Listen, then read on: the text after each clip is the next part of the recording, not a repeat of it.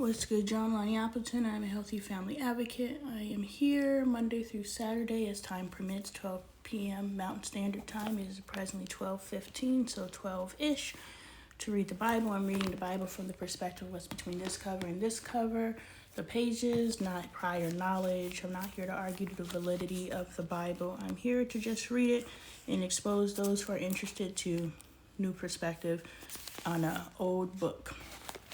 Energy's off today, so we're just gonna read. Actually, my daughter talked me into actually showing up. Today was the first day that I was gonna not show up, but she said, be a woman of your word. So here I am. Make sure you're raising your kids so that when you're not showing up, your kids call you out on it. It's okay. Chapter 14, clean and unclean food. You are the children of the Lord your God. Do not cut yourself or shave the front of your heads for the dead. For you are a people holy to the Lord your God. Out of all the people on the face of the earth, the Lord has chosen you to be his treasured possession.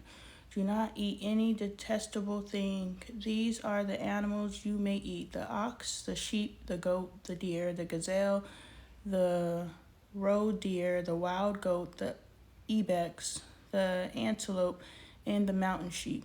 You may eat any animal that has a divided hoof and that chews the cud. However, of those that chew the cud and that have a divided hoof, you may not eat the camel, the rabbit, or the hyrax. Although they chew the cud, they do not have a divided hoof. They are ceremonially unclean for you. The pig is also unclean. Although it has a divided hoof, it does not chew the cud. You are not to eat their meat or touch their carcasses. Of all the creatures living in the water, you may eat any that has fins and scales, but anything that does not have fins and scales you may not eat, for you it is unclean. You may eat any clean bird, but these you may not eat: the eagle, the vulture, the black vulture, the red kite, the black kite, any kind of falcon, any kind of raven, the horned owl, the screech owl, the gull, any kind of hawk, the little owl, the great owl, the white owl, the desert owl, the osprey, the cormorant, the stork, any kind of heron, the hoopoe, and the bat. All flying insects are unclean to you. Do not eat them. But any winged creature that is clean you may eat. Do not eat anything you find already dead. You may give it to the foreigner residing in any of your towns, and they may eat it, or you may sell it to any other foreigner.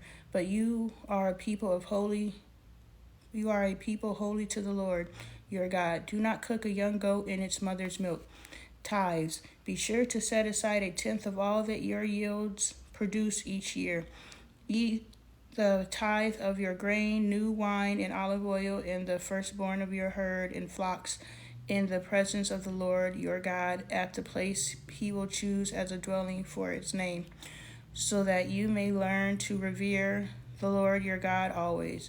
But if that place is too distant and you have been blessed by your Lord your God and cannot carry your tithe because the place where the Lord will choose to put his name is so far away, then exchange your tithe for silver and take the silver with you and go to the place the Lord your God will choose. Use the silver to buy whatever you like: cattle, sheep, wine, or other fermented drink, or anything you wish. Then you and your household shall eat there in the presence of the Lord your God and rejoice. It sounds like you're supposed to take 1/10 of your income or 1/10 of your bounty for the year and just share in communion with the Lord, versus it says take 1/10. Be sure to set aside 1/10 of all that your field produces each year, and then eat the tithe of your grain, new wine, and olive oil. So 1/10 of what you make is supposed to go to you, and you partake in it, spend it, whatever, in communion with God. So is that separate than the 1/10 you give to the church? Use the silver to buy whatever you like, presence of the Lord your God, and rejoice, and do not neglect the Levites living in your towns, for they have no allotment or inheritance of their own. At the end of every 3 years, bring all the tithes of that year produce and store it in your towns, so that the Levites who have no allotment or inheritance of their own, and the foreigners, the fatherless, and the widows who live in your towns may come and eat and be satisfied, and so that the Lord your God may bless you in all the work of your hands. Hello, everyone. Thank you, and welcome to the live. I'm reading the Bible. Chapter 15, Deuteronomy, the year for canceling debts. At the end of every 7 years, you must cancel debts. This is how it is to be done. Every creditor shall cancel any loan they have made to a fellow Israelite. They shall not require payment from anyone among their own people, because the Lord's time for canceling debt has been proclaimed. You may require payment from a foreigner, but you must cancel any debt your fellow Israelite owes you. However, there needs to be no poor people among you, for in the land the Lord your God is giving you to possess as your inheritance, he will richly bless you. If only your family obey the Lord your God and are careful to follow all these commands I am giving you today, for the Lord your God will bless you as he has promised, and he will lend to many nations, but will borrow from none. You will rule over many nations, but none will rule over you. Amen. If anyone is poor among your fellow Israelites in any of the towns of the land the Lord your God is giving you, do not be hard-hearted or tight-fisted towards them. Rather, be open-handed and freely lend them whatever they need. Be careful not to harbor this wicked thought.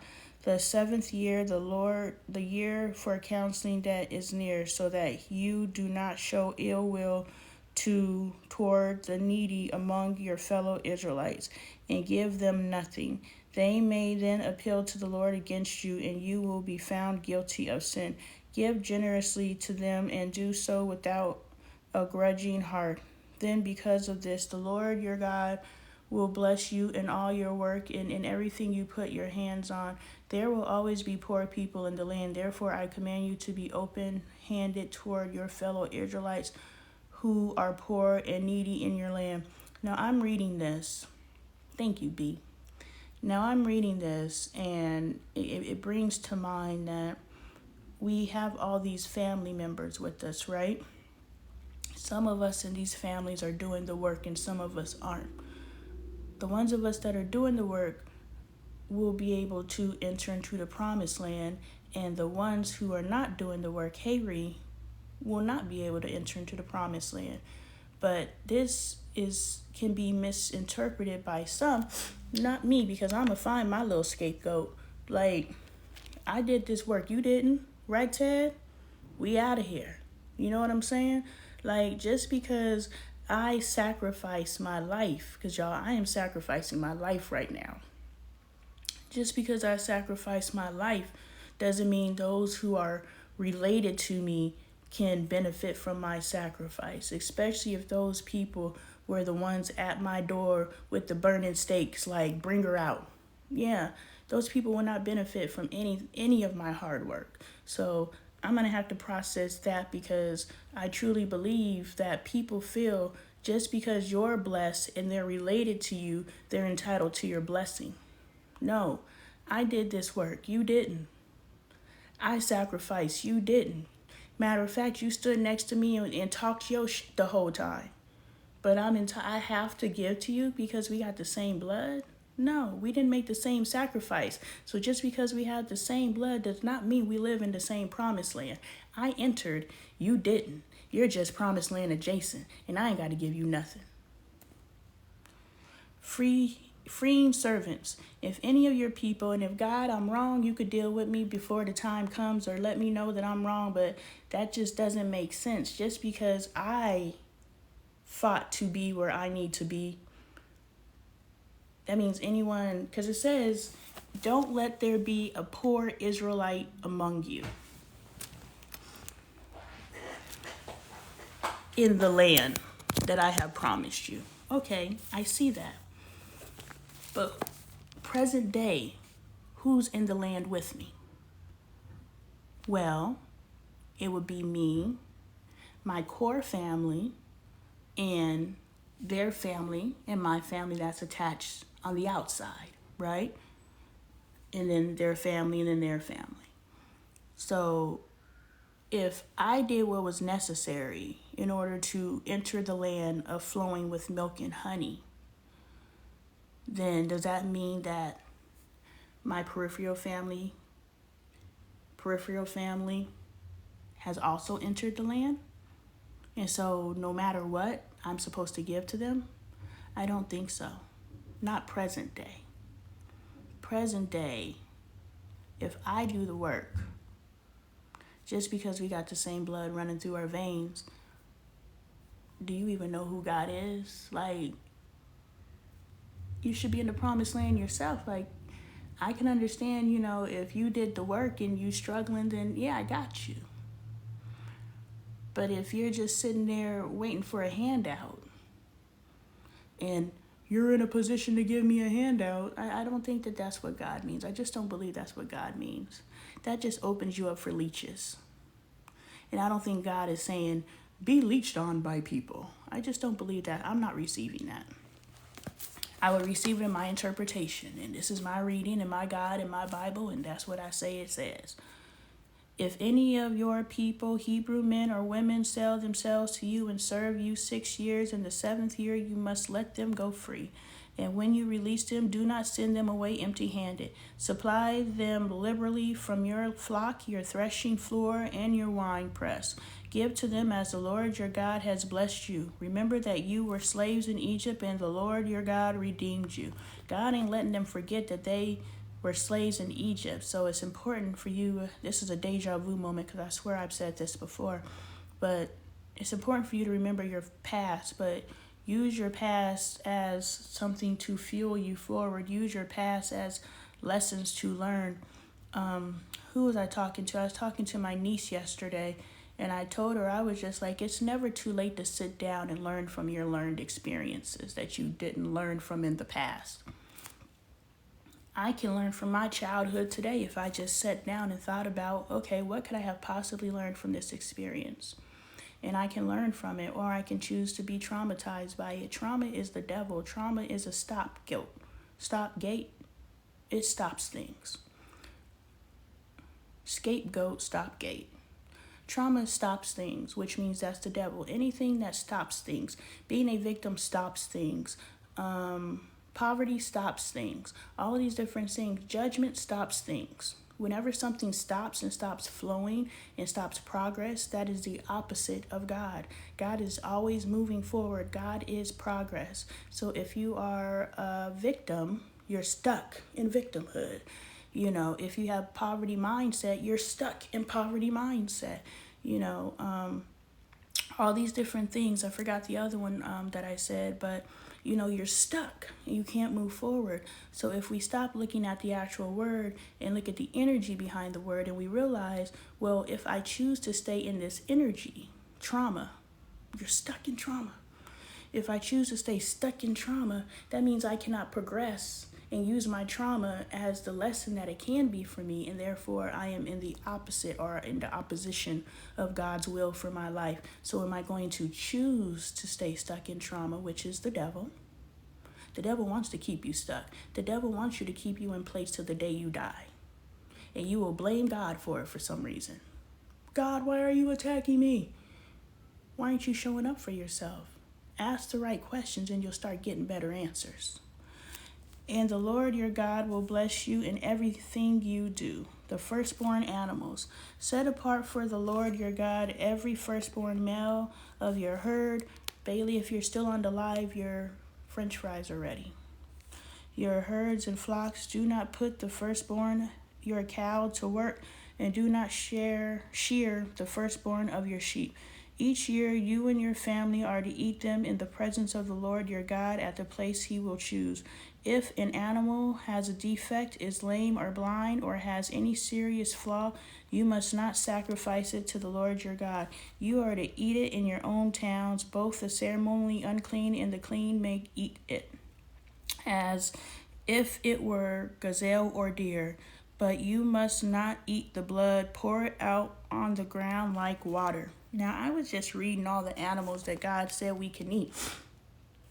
which are all animals that we don't eat unless we, go hunting for it, then we eat it. But it's not like what we eat all the time. We eat a lot of cow, we eat a lot of chicken, we eat a lot of farm animals, mass-produced animals. I wonder why our diets have changed over time. Chapter 16, the Passover. Observe the month of Aviv and celebrate the Passover of the Lord your God, because in the month of Aviv he brought you out of Egypt by night. Sacrifice as the Passover to the Lord your God an animal from your flock or herd at the place the Lord will choose as a dwelling for his name. Do not eat it with a bread made with yeast, but for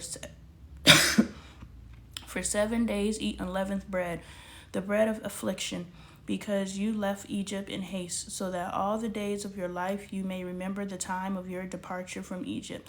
Let no yeast be found in your possession in all your land for 7 days. Do not let any of the meat you sacrifice on the evening of the first day remain until morning. You must not sacrifice the Passover in any town the Lord your God gives in you, except in the place he will choose as a dwelling for his name. There you must sacrifice the Passover in the evening when the sun goes down on the anniversary of your departure from Egypt. Roast it and eat it at the place the Lord your God will choose. Then in the morning return to your tents. For 6 days eat unleavened bread, and on the 7th day hold an assembly to the Lord your God and do no work. The festival of weeks. Count off 7 weeks from the time you begin to put the sickle to the standing grain. Then celebrate the festival of weeks to the Lord your God by giving a freewill offering in proportion to the blessing the Lord your God has given you. And rejoice before the Lord your God at the place he will choose as a dwelling for his name. You, your sons and daughters, your males and female servants, the Levites in your towns, and the foreigners, the fatherless, and the widows living among you, remember that they were slaves in Egypt, and follow carefully these decrees. The festivals of tabernacles. Celebrate the festival of tabernacles for 7 days after you have gathered the produce of your threshing floor and your winepress. Be joyful at your festival. You, your son and daughters, your male and female servants, and the Levites, the foreigners, the fatherless, and the widows who live in your towns. For 7 days celebrate the festival. They keep saying the fatherless. And I have a problem right now.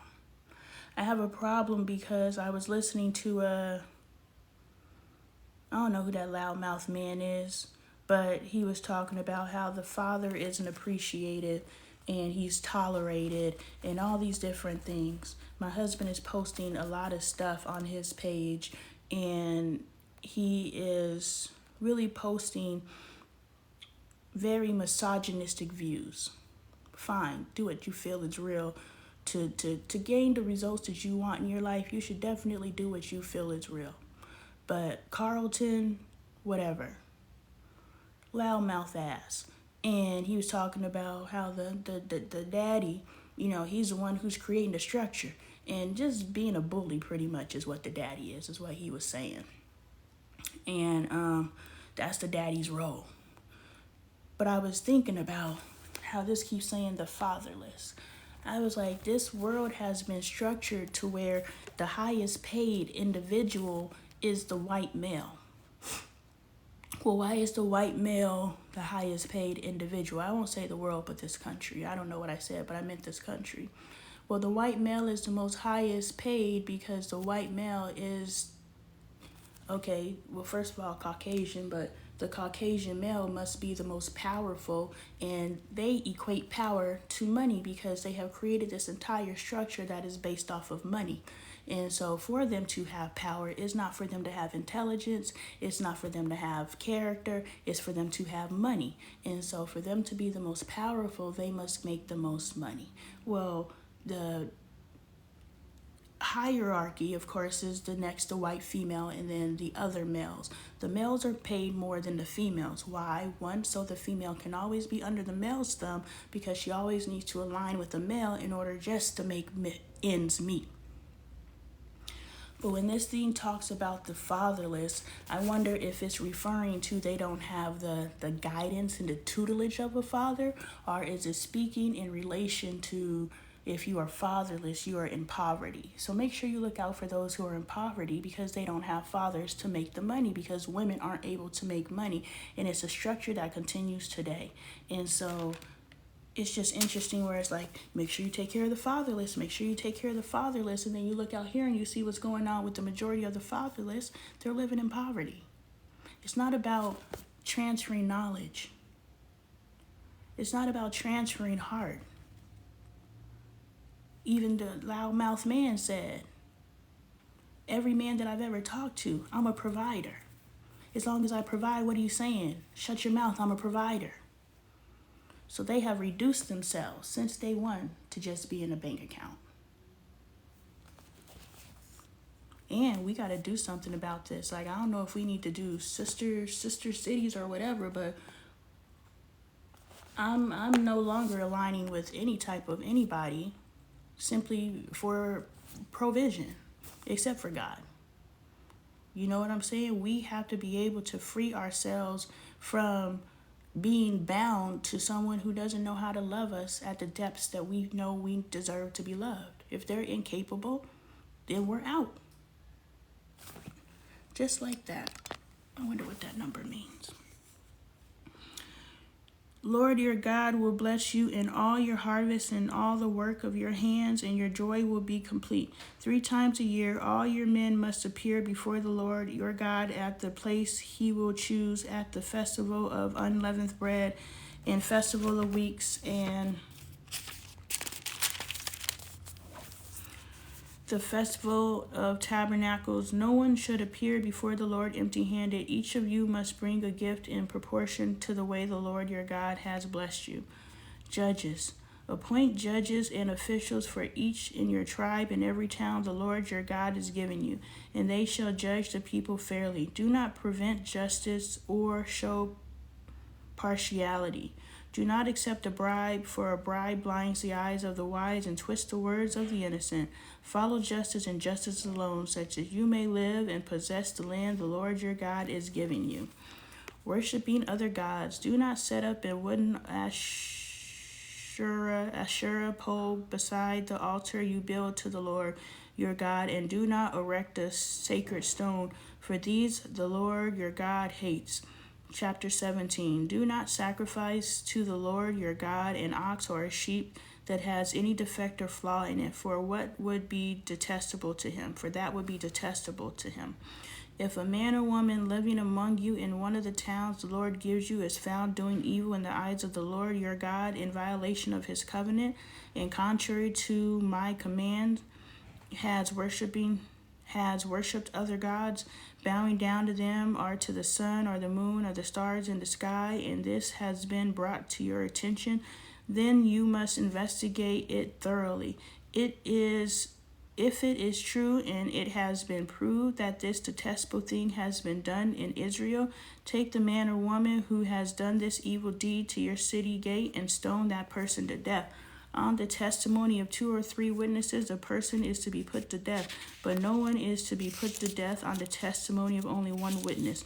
The hands of the witnesses must be the first of putting the person to death, and then the hands of all the people. You must purge the evil from among you. And I will just say, if the Bible was written in 2024, the list of false idol and God worship would be a lot longer than what we're reading here, because we doing a lot of false idol worship and we don't even know it, because we're limiting to what was written in a book that was written X amount of centuries ago and was written to dictate and manipulate and hide the truth.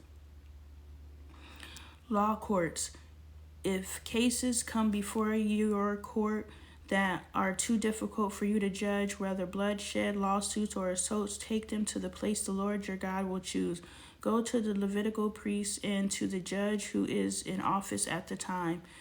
Inquire of them, and they will give you the verdict. You must act according to the decisions they give you at the place the Lord will choose. Be careful to do everything they instruct you to do. Act according to whatever they teach you and the decisions they give you. Do not turn aside from what they tell you to the right or to the left. Anyone who shows contempt for the judge or for the priest who stands ministering there to the Lord your God is to be put to death. You must purge the evil from Israel. All the people will hear and be afraid and will not be contemptuous again.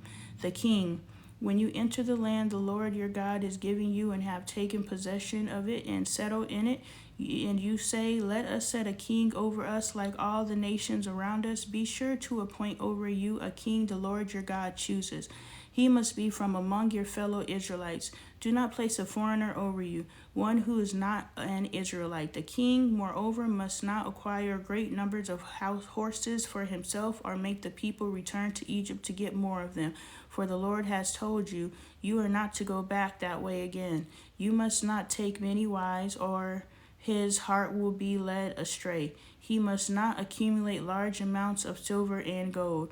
When he takes the throne of his kingdom, he is to write for himself on a scroll a copy of this law, taken from that of the Levitical priests. It is to be with him, and he is to read it all the days of his life, so that he may learn to revere the Lord his God and follow carefully all the words of this law and these decrees, and not consider himself better than his fellow Israelites and turn from the law to the right or to the left. Then he and his descendants will reign a long time over his kingdom in Israel. Chapter 18, Offerings for Priests and Levites. The Levitical priests, indeed the whole tribe of Levi, are to have no allotment or inheritance with Israel.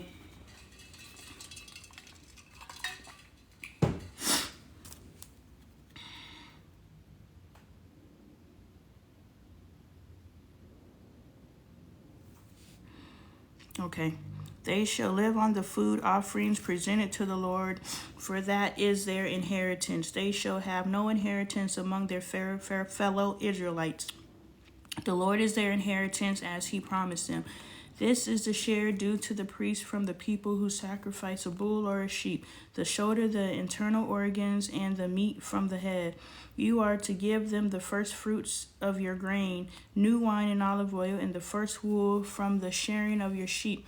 For the Lord your God has chosen them and their descendants out of all your tribes to stand and minister in the Lord's name always.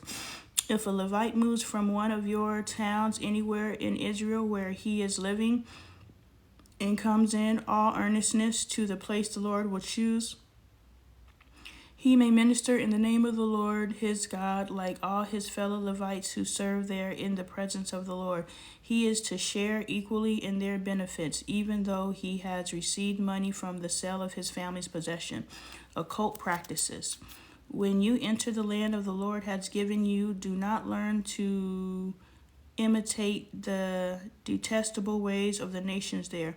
Let no one be found among you who sacrifices their son or daughters in the fire, who practices divination or sorcery, interprets omens, engages in witchcraft, or casts spells, or who is a medium or spiritist, or who consults the dead. Anyone who does these things is detestable to the Lord. Because of these same detestable practices, the Lord your God will drive out those nations before you. You must be blameless before the Lord your God. The prophet. The nations you will dispossess listen to those who practice sorcery and divination. Sorry, my nose is running. I have allergies. But as for you, the Lord your God has not permitted you to do so. The Lord your God will raise up for you a prophet like me from among you, from your fellow Israelites. You must listen to him, for this is what you asked of the Lord your God at Horeb on the day of the assembly, when you said, let us not hear the voice of the Lord our God, nor see this great fire anymore, or we will die. The Lord said to me, What they say is good. I will raise up from them a prophet like you from among their fellow Israelites, and I will put my words in his mouth. He will tell them everything I command him. I myself will call to account anyone who does not listen to my words, that the prophet speaks in my name. But the prophet who presumes to speak in my name anything I have not commanded, or a prophet who speaks in the name of other gods, is to be put to death. You may say to yourself, how can we know when a message has not been spoken by the Lord? It is what a prophet proclaims in the name of the Lord does not take place or come true. That is a message the Lord has not spoken. Oh Lord, if what I say doesn't come true, then I'm a false prophet. Lord Jesus, I don't want to be a false prophet. Hold on, y'all.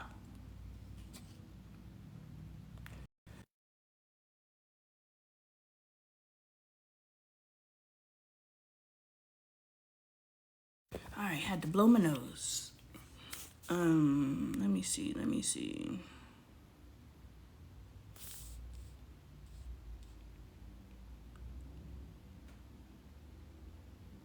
That prophet has spoken presumptuously, so do not be alarmed. Ooh, I could be speaking presumptuously. I just feel in my spirit what's happening is happening, but I could be speaking presumptuously. I really hope not. I really hope not, because if this ain't it, then I don't know what it is. But why am I here? Because I don't really know what else to do. Cities of Refuge, chapter 19. When the Lord your God has destroyed the nations whose land he has given you, and when you have driven them out and settled in their towns and houses, then set aside for yourself 3 cities in the land the Lord your God is giving you to possess. Determine the distance involved and divide into 3 parts the land the Lord your God is giving you as an inheritance, so that a person who kills someone may flee for refuge to one of those cities. This is the rule concerning anyone who kills a person and flees there for safety. Anyone who takes out a person and a neighbor unintentionally without malice thereafter. For instance, a man may go into the forest with his neighbor to cut wood, and as he swings his axe to fell a tree, the head may fly off and hit his neighbor and take him out. If that happens, then I think you're okay. Like, that's some Final Destination stuff. You go to the woods with somebody to cut a tree down and the head flies off the axe. But maybe back in the day, the axes weren't as equipped as they are today. So I can see that happening. That man may flee to one of these cities and save his life. Otherwise, the avenger of blood might pursue him in a rage, overtake him if the distance is too great, and kill him, even though he is not deserving of death, since he did it to his neighbor without malice afterthought. This is why I command you to set aside for yourself 3 cities. If the Lord your God enlarges your territory as he promised on oath to your ancestors and gives you the whole land he promised them, because you carefully follow all these laws I command you today, to love the Lord your God and to walk always in obedience to him, then you are to set aside 3 more cities. Do this so the innocent blood will not be shed on your land, which the Lord your God is giving you as your inheritance, and so that you will not be guilty of bloodshed. But if out of hate someone lies in wait, assaults, and takes out a neighbor, and then flees to one of these cities, the person who did it shall be sent for by the town elders, be brought back from the city, and be handed over to the avenger of blood to be taken out. Show no pity. You must purge from Israel the guilt of shedding an innocent blood, so that it may go well with you. Do not move your neighbor's boundary stone set up by your predecessors in the inheritance you receive in the land the Lord your God is giving you to possess. Witnesses.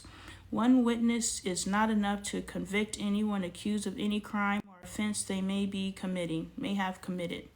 A matter must be established by the testimony of 2 or 3 witnesses.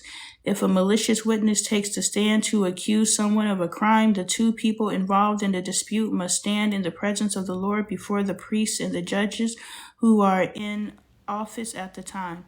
The judges must make a thorough investigation, and if the witness proves to be a liar, giving false testimony against a fellow Israelite, then do to the false witness as that witness intended to do to the other party.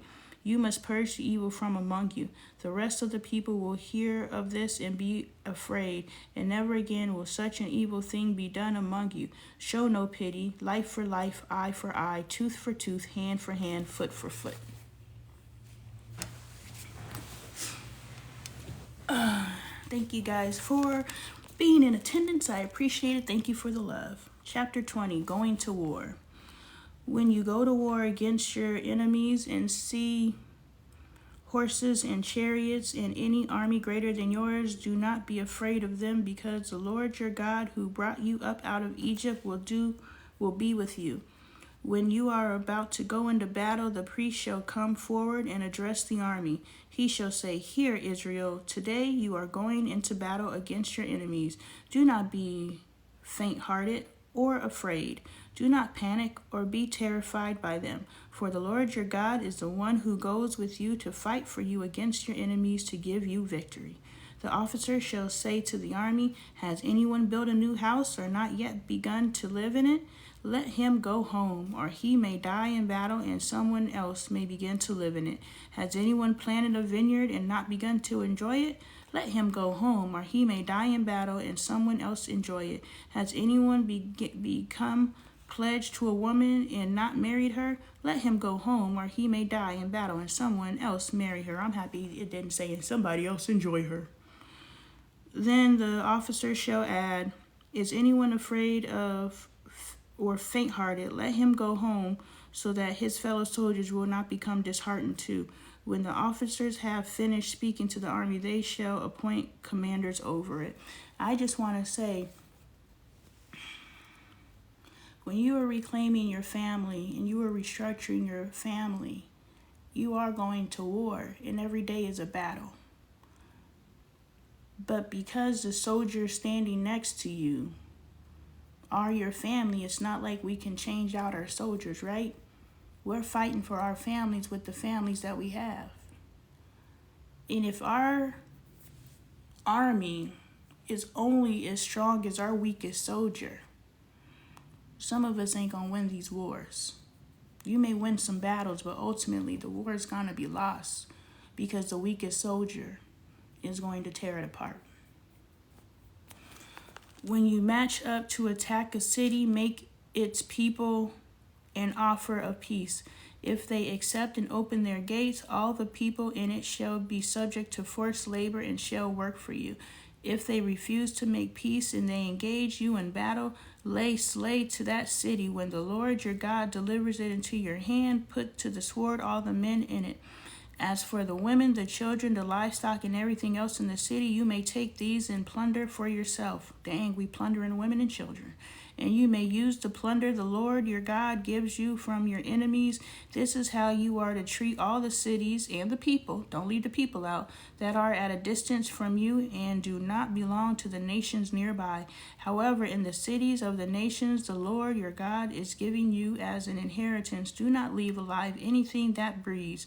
Completely destroy them. The Hittites, Amorites, Canaanites, Perizzites, Hivites, and Jebusites, as the Lord your God has commanded you. Otherwise, they will teach you to follow all the detestable things they do in worshiping their God, and you will sin against the Lord your God. All this says, when I read this over and over again, is you must destroy any type of temptation because you are too weak to withstand it. I feel in my current space of faith, I can go anywhere and I will influence that environment. That environment won't influence me. But for God to say, you got to destroy everything, otherwise you're too weak. You're going to be tempted. You're already telling the people you don't even have to have any type of, willpower.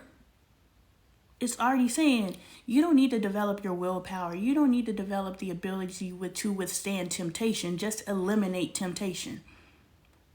Instead, I just think it needs to be like, look, y'all need to be 10 toes down, period. Anything you come up against, you should be able to influence it. I teach my children, anywhere you go, you are the influence. You are not influenced by it. You elevate every place you go. Every place you go, you leave better than when you came, period. I'm not going to say, no, don't go over there and hang out with the bad kids because the bad kids may influence you. No, I raised my children to know if you go over there and them kids over there smoking and drinking, drinking and smoking, West Coasting over there, then you be the one that's like, nah, I'm good. I don't need to partake in that. If that's what a good time looks like to you, that's cool, but I'm out. Not, don't go over there because you're going to start too. That's the energy I keep feeling when it's just like, destroy everything that's not of me. Why? Why don't you teach those people your ways and about your God? Instead of being fearful that if you learn something about their God, you'd be like, When you lay slay to a city for a long time, fighting against it to capture it, do not destroy its trees by putting an axe to them, because you can eat their fruit. Do not cut them down. Are the trees people that you should besiege them? However, you may cut down trees that you know are not fruit trees and use them to build sage works. I don't know what that word says. Works until the city at war with you falls. Atonement for an unsolved murder. Chapter 21. If someone is found slain, laying in a field in the land the Lord your God is giving you to possess, and it is not known who the taker-outer was, your elders and judges shall go out and measure the distance from the body to the neighboring towns. Then the elders of the town nearest the body shall take a heifer that has never been worked and has never worn a yoke, and lead it down to a valley that has not been plowed or planted, and where there is a flowing stream. There in the valley they are to break the heifer's neck. The Levites priests shall step forward, for the Lord your God has chosen them to minister and to pronounce blessings in the name of the Lord, and to decide all cases of dispute and assault. Then all the elders of the town nearest the body shall wash their hands over the heifer whose neck was broken in the valley, and they shall declare, our hands did not shed this blood, nor did our eyes see it done. Accept this atonement for your people Israel, whom you have redeemed, Lord, and do not hold your people guilty of the blood of an innocent person. Then the bloodshed will be atoned for, and you will have purged from yourself the guilt of shedding innocent blood, since you have done what is right in the eyes of the Lord.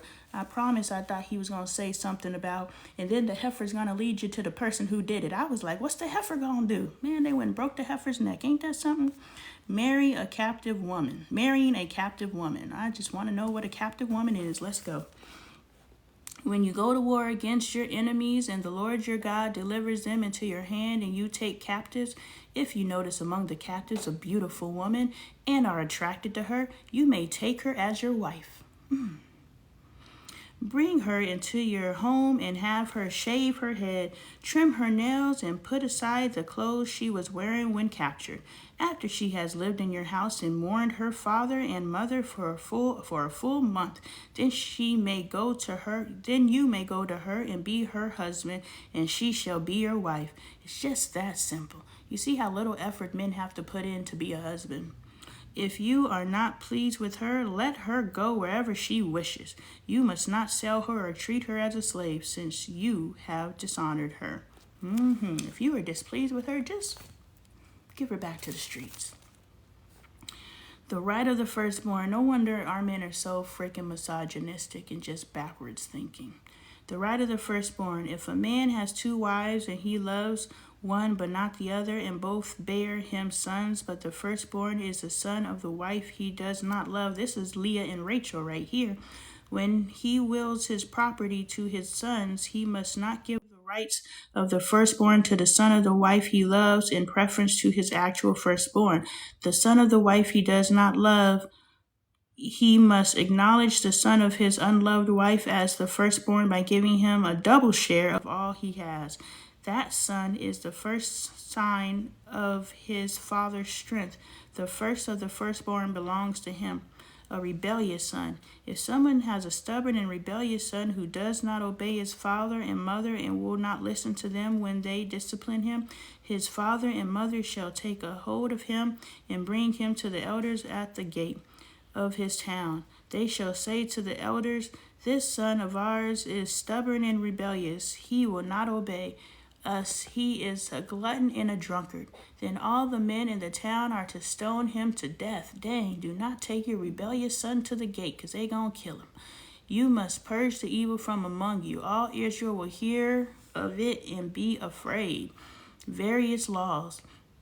If someone guilty of a capital offense is put to death and their body is exposed on a pole, you must not leave the body hanging on the pole overnight. Be sure to bury it the same day, because anyone who is hung on a pole is under God's curse. You must not desecrate the land the Lord your God is giving you in inheritance. All right, we will read chapter 22 on Monday, I believe. I work Saturday and Sunday. I'm not sure what my schedule is Monday, but if I'm available, I will be here at 12 p.m. noon Mountain Standard Time.